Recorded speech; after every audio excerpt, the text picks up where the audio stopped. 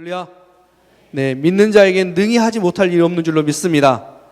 오늘 이 시간 예배의 자리에 찾은 우리 모두에게 하나님께서 은혜와 평강을 허락해 주시길 간절히 소망합니다.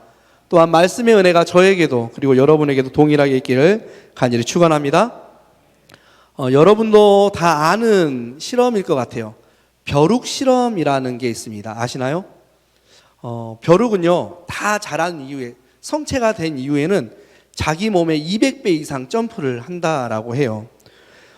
그래서 그 벼룩 중에는요, 20cm 이상, 심지어는 30cm 이상 점프를 하는 벼룩들도 있다라고 해요.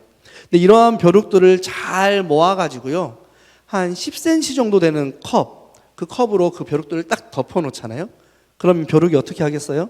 벼룩이 그 컵 안에서 폴짝폴짝 뛸 겁니다. 그런데 20cm, 30cm를 뛰던 벼룩이 10cm 이 컵 안에 있으니 어떻게 되겠습니까? 10cm 위에 있는 천정에 부딪히겠죠. 그렇게 1시간이고 2시간이고 한두 시간 정도 놔두면은요, 컵을 치워도 벼룩은 10cm 내외로만 뛴다라고 합니다. 얼마든지 더 높이 뛸 수 있는 능력을 가지고 있는 벼룩이죠. 그렇지만 몇 번의 경험, 어려웠던 경험, 힘들었던 경험, 부딪혔던 경험 때문에 충분히 높이 뛸 수 있는 능력이 있음에도 불구하고 자신의 한계를 그 정도로 10cm 정도로 한계를 지어버리고 그 이상 뛰지 않는다라고 합니다. 그런데 이러한 벼룩과 같이 제자리 뛰기만, 충분히 능력이 있음에도 불구하고 제자리 뛰기만 하는 사람들이 적지 않습니다. 현실의 문제 앞에 그리고 인생의 어려움 앞에서 자포자기하는 사람들이 많이 있다라는 거죠. 그들은 주로 이렇게 이야기해요. 내가 해서 뭘 하겠어? 내가 뭐 그렇지. 다 끝장난 것 같아. 라는 이야기를 합니다. 그럴 일은 없겠지만 혹 우리 안에, 저와 여러분 안에 그런 말들이 나올 때가 있으십니까? 그런 상황에 힘들어하고 좌절하고 주저앉아 있는 경우들이 있으신가요? 미국의 어떤 한 사람을 소개해 드리고 싶습니다. 이 사람은요, 22살에 사업을 했습니다. 그런데 실패를 했어요. 23살에는요, 주의회의 의원으로 출마를 하는데요, 낙선을 합니다.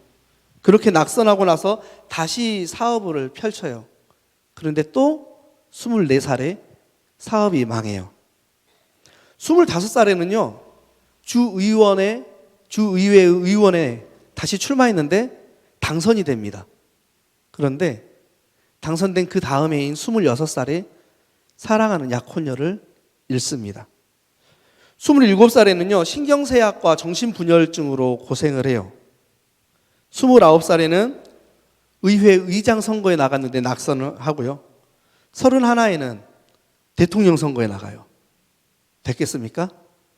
낙선합니다. 34살에는 국회의원에 낙선을 하고요. 47에는 부통령 선거에 나갔다가 떨어집니다. 49세에는 상원의원에 출마를 했다가 거기서도 떨어져요. 그런데 51에 대통령 선거에 나가서 대통령에 당선됩니다. 누군지 아시겠나요? 맞아요. 미국의 16대 대통령인 아브라함 링컨입니다. 링컨은 자신의 말년에 이렇게 고백을 했다라고 해요. 내가 걷는 길은 험하고 미끄러웠습니다. 그래서 나는 자꾸만 미끄러져서 넘어져서 길바닥에 주저앉았습니다. 그러나 나는 곧 기운을 차리고 나 자신에게 말했습니다. 괜찮아. 길이 좀 미끄럽긴 해도 낭떠러지는 아니잖아. 할 수 있어. 그렇게 자신의 말년에 인생을 회고했다라고 합니다. 그렇습니다. 저와 여러분이 인생을 살아가면서 걷는 길이 자주 어려워요. 그렇죠? 자주 미끄러워서 미끄러집니다. 나 스스로 때문에 넘어지기도 하는데요, 나는 잘 서 있는데 옆에서 밀어서 넘어지기도 하는 것 같아요. 자주 넘어지니까요, 무릎도 까지고요, 손바닥도 까져요. 상처 투성이가 될 때도 많이 있습니다. 그렇다고 우리가 주저앉아 있을 수만은 없는 것 같아요. 그때 링컨과 같이 이야기했으면 좋겠어요. 괜찮아. 길이 좀 미끄럽긴 해도 낭떠러지는 아니잖아. 할 수 있어. 난 할 수 있어. 그렇게 나 스스로에게 이야기해보는 게 어떨까 생각이 듭니다. 실패에 좌절하고 낙심하고 포기하면서, 그래서 이 10cm라는 높이에 갇혀 사는 벼룩과 같은 삶이 되지 마시고요, 넘어지면 일어서고 실패하면 다시 도전하고, 괜찮아, 잘 될 거야, 할 수 있어, 그렇게 외치면서 20cm, 30cm, 40cm 그 이상을 뛰어넘는 삶, 날마다 일어나서 승리하는 삶, 그러한 삶을 저와 여러분이 살기를 주님의 이름으로 간절히 축복합니다. 그렇다면 우리의 삶 속에서 다가오는 이러한 여러 가지 문제들 앞에 승리할 수 있는 비결이 무엇일까? 다시 일어설 수 있는 비결이 무엇일까? 다시 도전할 수 있는 비결이 무엇일까요? 마치 10cm 이상은 도저히 뛰어넘을 수 없는 같은 상황, 내 힘과 내 능력으로는 도저히 어떻게 할 수 없을 것 같은 안타까운 상황에서 우리가 다시 힘을 내어 할 수 있는 비결, 그 비결은 무엇일까요? 그것은요, 믿음의 능력을 회복하는 데서부터 시작되는 줄로 믿습니다. 우리 한번 따라해 볼까요? 믿음의 능력을 회복할 때, 더 크게 하셔야 돼요. 믿음의 능력을 회복할 때 나는 할 수 있다. 더 크게 하셔야 돼요. 다시 한번 해볼까요? 믿음의 능력을 회복할 때 나는 할 수 있다. 그렇습니다. 우리의 믿음의 능력을 회복되어질 때 우리는 무엇이든지 할 수 있는 줄로 믿습니다. 오늘 본문에 예수님께서는요, 베드로와 야고보와 요한을 데리고 변화산에 올라가요. 그 시기를 배경으로 하고 있습니다. 예수님은 제자들이 보는 앞에서요, 영광스러운 모습으로 변해요. 그 모습이 얼마나 좋았는지 베드로가 이야기해요. 주님, 여기가 졌사오니 여기에 초막을 짓고 우리가 여기서 머물면 좋겠습니다. 이야기를 합니다. 영광스러운 자리에, 기쁨의 자리에 베드로와 야고보와 요한이 있는 거죠. 그런데요, 그렇게 세 명이 예수님과 함께 영광의 자리를 누리고 있을 때 산 아래에 있는 9명의 제자들은 진땀을 짝짝 빼고 있었습니다. 무슨 일로 그러한 일이 있었는가 살펴보면요, 한 아버지가 자기 아들이 말 못하게 하는 귀신에 들린 것을 알게 됐어요. 그리고 그 귀신 때문에 날마다 아파하고 힘들어하는 걸 알게 됐습니다. 그래서 예수님을 찾아온 거예요, 아들을 데리고. 그런데 예수님은 어디 계시죠? 변화산에 지금 계세요. 그리고 예수님과 함께 머물렀던 그 숙소에는 예수님의 9 제자들이 있습니다. 예수님의 제자들에게 그 아버지가 이야기해요. 선생님들, 제 아들이 귀신 들렸는데 낫게 해주세요. 이 제자들이 귀신을 쫓아내기 위해 기도도 하고 고함도 치고 호통도 칩니다. 그런데 귀신을 쫓아내지를 못해요. 이러한 사실을 산 위에서 내려온 예수님이 확인하게 됩니다. 그러면서 제자들을 책망을 하시는데요, 이렇게 책망해요. 마가복음 9장 19절에 이렇게 나와 있습니다. 대답하여 이르시되 믿음이 없는 세대여, 내가 얼마나 너희와 함께 있으며 얼마나 너희에게 참으리요, 그를 내게로 데려오라 하시매. 이 믿음이 없는 세대야, 내가 얼마나 너희와 함께 있어야 하겠느냐, 얼마나 내가 너희를 참아야 하겠느냐, 그렇게 이야기를 하신다는 거예요. 예수님께서는요, 오늘 제자들이 그 귀신 들린 아이의 병, 귀신을 쫓아내지 못하는 것은 믿음이 없기 때문이다 라고 말씀하고 있습니다. 믿음이 없기 때문에 능력이 일어나지 못하고, 믿음이 없기 때문에 귀신이 쫓겨나가지 못한다라는 거예요. 그렇습니다. 오늘날 많은 그리스도인들의 신앙생활이 무기력하고 또 하나님의 살아계심을 드러내지 못하는 그리스도인들의 모습이 많이 있죠. 그 이유가 오늘 예수님이 이야기하고 있어요. 그 이유를. 무엇 때문에? 믿음이 없기 때문에. 믿음이 없기 때문에 신앙생활이 무기력하고 믿음이 없기 때문에 너희의 삶 속에서 내가 드러나지 못한다. 그렇게 예수님이 이야기하고 계시다라는 겁니다. 우리는 예배 때마다 사도신경으로 우리의 신앙을 고백합니다. 사도신경이 어떻게 시작하죠? 전능하사 천지를 만드신 하나님 아버지를 내가 믿사오며. 아멘이십니까? 아멘이십니까? 전능하사 천지를 만드신 하나님 아버지를 내가 믿사오며, 이렇게 우리는 매 예배 때마다 고백합니다. 그런데 전능하신 하나님 아버지를 믿지 못할 때가 고백할 때보다 더 많아요.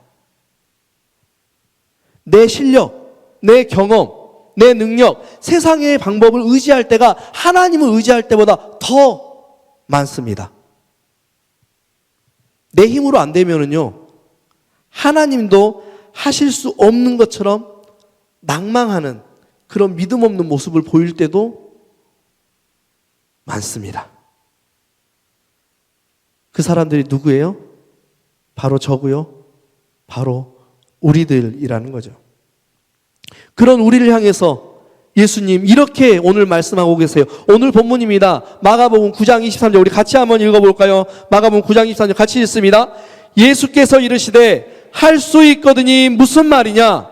믿는 자에게는 능히 하지 못할 일이 없느니라 하시니. 아멘. 예수님께서 오늘 말씀하십니다. 할 수 있거든이 무슨 말이냐? 믿는 자에게는 능히 하질 못할 일이 없느니라. 나는 할 수 없지만 하나님은 하실 수 있다라고 믿는 것, 그것이 믿음입니다. 나는 부족하고 미련하지만 하나님은 강하시고 위대하시기 때문에 모든 불가능을 가능케 하신다는 것을 믿는 것, 그것이 뭐라고요? 믿음입니다. 히브리서 11장 1절에서 2절 이렇게 고백하고 있습니다. 믿음은 바라는 것들의 실상이요 보이지 않는 것들의 증거니 선진들이 이로써 증거를 얻었느니라. 믿음은요, 내가 가지고 있는 것을 보는 것이 아닙니다. 믿음은 아직 나타나지는 않았지만 내가 기대하고 내가 소망하는 것을 바라보는 것, 그것이 믿음이다라고 히브리서 기자는 이야기를 하고 있는 거예요. 지금은 영 아닌데, 지금은 10cm에 갇혀 있는데 5년 후에 10년 후에는 내가 변화되고 승리하고 10cm 정도가 아니라 창공을 뛰어넘어 날아다닐 정도로 하나님이 나를 쓰실 것이다. 그렇게 믿는 것, 그게 뭐라고요? 그게 바로 믿음. 그것이 바로 믿음이라고 성경은 말씀하고 있습니다. 말씀을 정리할까요?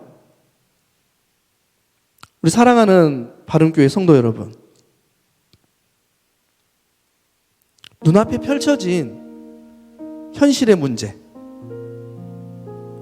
눈앞에 펼쳐진 현실의 상황만 바라보지 않기를 바랍니다. 그것을 바라보는 대신 고난을 뚫고 우리에게 다가오시는 하나님, 이 현실을 뚫고 우리의 삶 속에서 섭리를 나타내시는 하나님, 그 하나님을 저와 여러분이 바라볼 수 있기를 바랍니다. 현실 이면에서 역사하시고 오늘 불렀던 찬양처럼 나의 등 뒤에서 이렇게 밀어주시는 그 하나님, 그 하나님을 저와 여러분이 바라볼 수 있기를 바랍니다. 그것이 바로 믿음이고요. 그렇게 우리가 믿을 때 우리의 믿음이 회복되어 하나님께서 능히 하실 수 있도록 우리를 쓰실 줄로 믿습니다. 사도 요한은 요한일서 5장 4절에 이렇게 이야기를 하고 있어요. 무릇 하나님께로부터 난 자마다 세상을 이기느니라. 세상을 이기는 승리는 이것이니 우리의 믿음이니라. 그렇기에 우리가 믿음을 구해야 합니다. 오늘 본문에 아들을 끌고 왔던 아버지가 했던 말이 있어요. 주님, 나의 믿음 없는 것을 보시고 나를 도와주십시오. 이 기도가 저와 여러분의 기도 되어야 하지 않겠습니까? 전능하신 하나님을 내가 믿는다고 하는데 믿지 못할 때가 너무 많잖아요. 믿음이 없을 때가 너무 많습니다. 주님, 나의 믿음 없는 것을 보시고 나를 도와주십시오. 우리가 이렇게 하나님 앞에 간구할 때 하나님께서는 우리 곁에 다가오셔서요, 괜찮아, 내가 옆에 있어, 나랑 같이 하자, 내가 해줄게, 그렇게 말씀하실 줄로 믿습니다. 오늘 이 밤 우리가 함께 기도했으면 좋겠어요. 하나님, 우리의 믿음 없는 것을 보시고 우리를 도와주십시오. 하나님, 내 경험, 내 실력, 내 능력을 믿었던 나를 불쌍히 여겨주셔서 이제는 하나님만 믿고 하나님만 의지하고 하나님께 나아가는, 그래서 하나님이 하시는 것을 보는 그런 믿음을 허락하여 주시옵소서. 주님, 이 밤에 우리가 기도할 때 우리에게 응답하여 주시옵소서. 우리 시간 같이 기도할